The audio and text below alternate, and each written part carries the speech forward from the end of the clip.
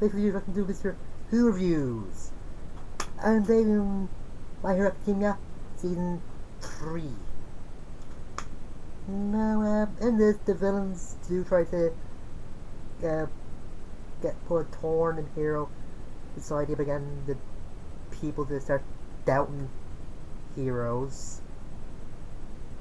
And the way they start is attacking the boot camp that Class 1A, Class 1B go to. And that arc is pretty good, introducing these group of heroes known as the Wild Wild Pussycats. Yeah. And they don't have like any cat powers, just dress up as cats and do cat puns and that. I think that's a bit funny. There's this other group called the Reservoir Dogs. Yeah. Anyway, Deku is trying to connect to his kid, who the Pussycats are looking after, named Koda. Since Koda really hates Quirks because his parents died, and they're actually these water heroes. And I find it funny that Ida is saying that the Pussycats were trying to teach him how to take care of people during a crisis by cooking food. I doubt that it was, but Bakugo is as hot-headed as ever, but he does have a bit of character development near the end of the season. And there are a few new villains in this, like Dobby, who has a fire quirk, but it's not as good as the Evers. And this other villain called Twice, who can make doubles of things or people, but they eventually just melt. And has a split personality. And I heard some people compare him to Deadpool. Yeah, I don't really say that.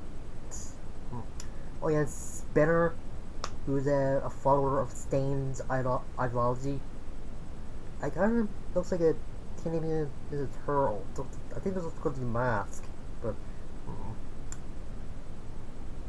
And this the showmanship didn't know if the name, but he can make things into like marbles or something.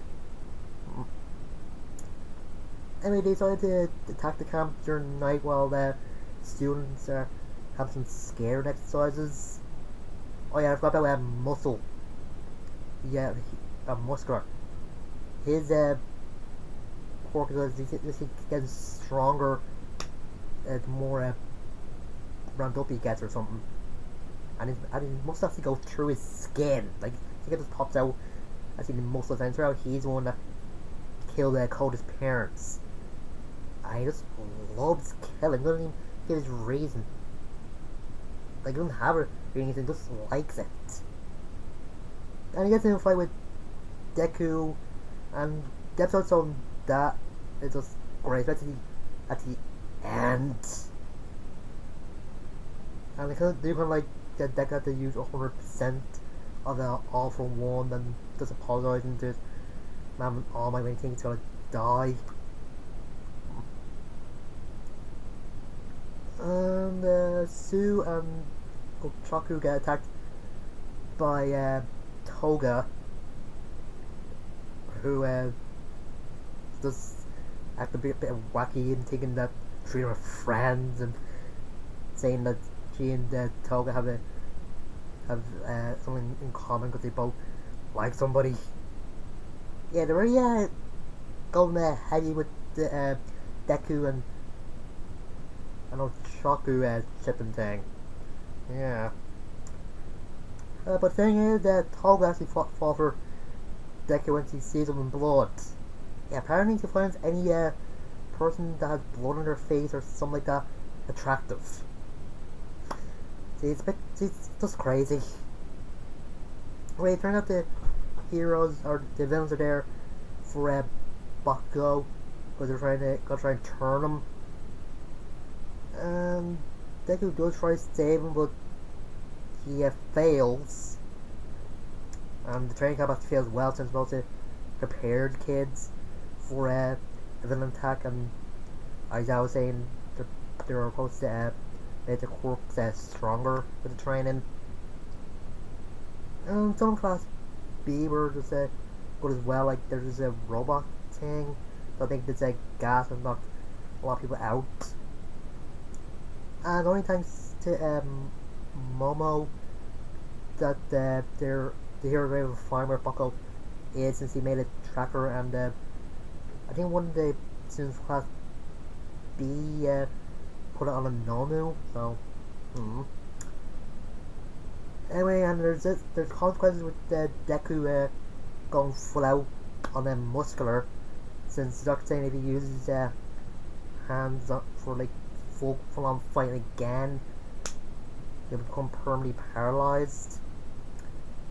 Yeah, then Red Rider comes in and suggesting that they go and say Bakugo, and some of the kids are just against that. Especially Ida, especially what happened in Hosu last season.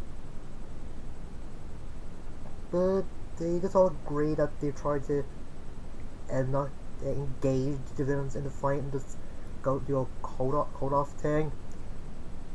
Yeah, it doesn't really go that well when they have to disguise themselves with their clothes, and they could just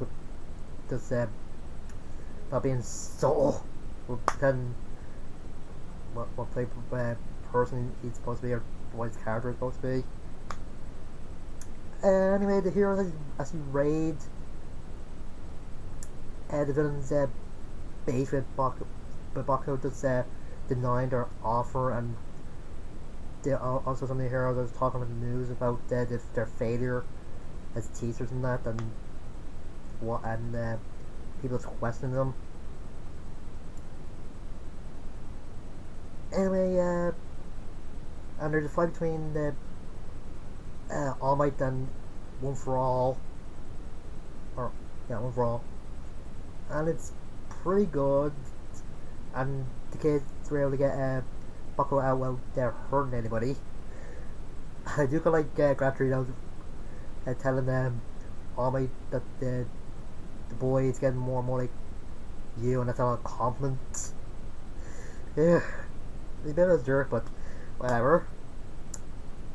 Anyway, I think All for One is very good. His voice is just great, and the way he's trying to break All Might is pretty good. And I kind of like he has to use All Might's "I am here" catchphrase at one point. I did bring up that All Might is in the uses full power since he doesn't want to hurt bystanders, but All for One doesn't have that problem. Just on was said in the last episode, season 2, that heroes can save everybody, but villains can kill a lot more, or something like that.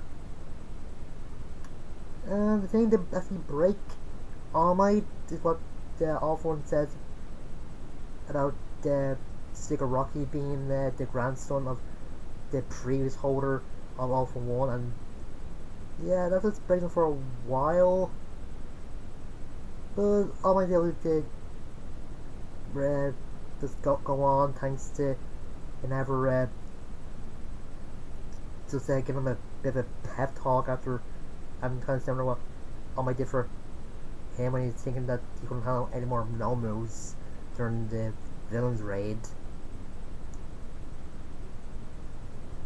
And the fight just ends with All for One getting taken and One for All getting just going from All Might. And that's after that the teachers going around the students' houses just asking parents if they can bring the kids back to school. And I feel like Bakugo is a bit suspicious about Deku's power, kind of like the scene when Deku's mom is just refusing and Deku go back to school, but then when Deku tells Kota to marry him, she's just letting him to, and especially because Arma was just begging her to or just apologizing for what he did, and that's pretty good. I think one of the best arcs it is has to be the Personal License arc. Get to see more students from different schools and some different powers like a boomerang power, earth bending power, and Deku has a new style of fighting with a kicking fighting style thanks to Eva's help, and the support girl's character was kind of good. It was just a regular crazy inventor in an anime, and Shoto gets a bit of a rival with this guy that has a wind type powers. Because it turns out the wind guy doesn't really like his dad, because he thinks Hero should be passionate since he's full on passion. But he didn't really see any passion in both their eyes, so he's just angry about it. Yeah, I don't want to make a guy that's full of passion angry, just leads into trouble. And their fight leads into bigger trouble when the second half, or the second part of the second half of the test is a villain attack by one of the heroes named Gang Orca. Yeah, he's kind of scary. And they say he's like a number 10 on the list of heroes look like to be villains. I wonder who the other 9 are. Oh god. Anyway, at the end of the test, turns out a lot of the people from UA got the license, except for Bako and Shoto. But turns out they can do a 3-month course for their licenses, so they're happy about that. Oh yeah, and they actually do say what Toga's quirk is. Apparently when she digests blood, she can actually turn into that person and turn their clothes and that. And when she actually go back to her normal self, she's like naked or something, some blue blushy stuff. I think what's be like skin cells or something come off her. Yeah. Oh yeah, and I kinda like the scene in episode 19, you know, Chaku was saying that she needs to bury her feelings inside since Deku's working so hard and it doesn't seem like he'll have any time for a relationship and can't really handle feeling these emotions, and she has to concentrate on her goals as well. It's very a mature thing, but I wonder if they're gonna do something at the end, or maybe or Chaku would tell Deku her feelings at one point, but I don't know. Anyway, episode 23, another good one with Deku and Bako having a fight with Bako wanting to vent out his feelings since he's feeling guilty of what happened to All Might. He's just saying it's his fault that he retired. But always coming out saying it isn't, and just explains everything, like why he chose Deku and what his quirk is and that. And they come proper world now, and yeah, I doubt it's called them out since they had some new rules after the Camino incident, including having dorms. And I have to say, I doubt it looks weird with his hair like all off the back and that in a ponytail. And apparently their punishment is to clean the dorms for a few days and be on house arrest.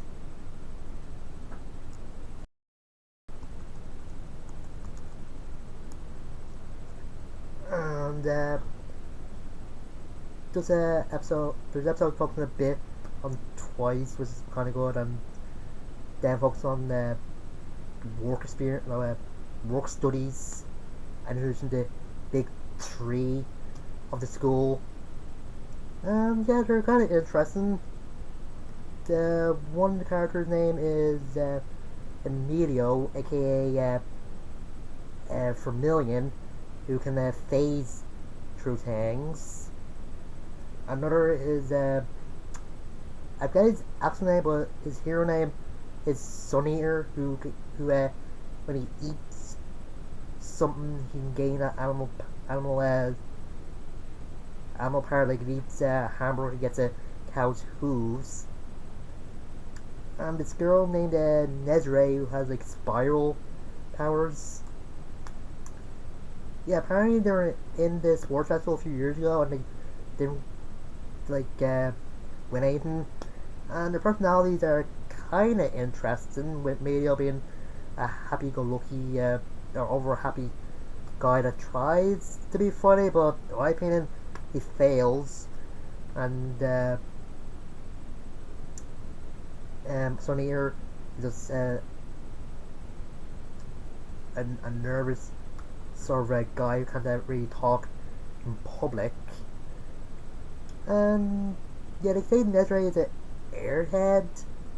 I think he's just like a media just over happy and just asking questions and that. And in order to explain what he means about power, that video had the entire class 1A fighting. Yeah, apparently when he phases through things, his clothes come off. All of his clothes. Yeah. And it turns out Deku was the only one to have to get a hit on him. He's pretty good. And in the end, Mino saying maybe Sir might like Deku. Yeah, they explain who Sir is in next season. And just ends with Deku calling Gran Torino because he said they can use connections to their work experience to find work studies. So pretty good. Yeah, this season was good. And episode 20, as I said, was just an episode to connect the season 3 to the Two Heroes movie. And it's kind of interesting, but I don't know why they put episode 20. I think they could have put episode 1 or 2. And the first episode for episode 1 was kind of good, with the students just playing in the school pool while using their quirks and that. And some of the character development between Edna and Shoto and everyone else. And I do like the character development between Bakugo, with Bakugo, since he's in the next season he doesn't seem as angry as he was in the previous seasons. And I have to say, I think the Parental License arc was my favourite arc of the season. It's also a lot more new and unique quirks. And Hayami was good in the last part of the first test when he's trying to get himself up so Eden can get his spot in getting his license, but it turned out that he has to just send a signal out to the rest of the class where to find him, and everybody in the class when they was able to get the license. And there's actually more with him in next season, but just a little bit. They do kind of the fact that the villains are trying to show the weakness of the heroes, trying to make the people that try to protect doubt them, sort of like the way that right now people are down the police and that. Oh yeah, also like that since All Might retired, then Endeavor became the one hero, but he's angry about it, so he didn't want to get a that way he wanted to do because he actually beat All Might, or because he's greater than him. Yeah, it's just kind of funny. Yeah. And also like Bako knows about the One for All, and he shared the secret with Midoriya and All Might, which is a good thing. And I think their fight in this season was better than the one in the first season. And yeah, great season. And next season, they're gonna be dealing with the gangsters, or just mafias, or whatever. So it's gonna be good. And there's 2 new songs in the season, so it's gonna be great. And yeah, next time, I'll see you guys. Bye.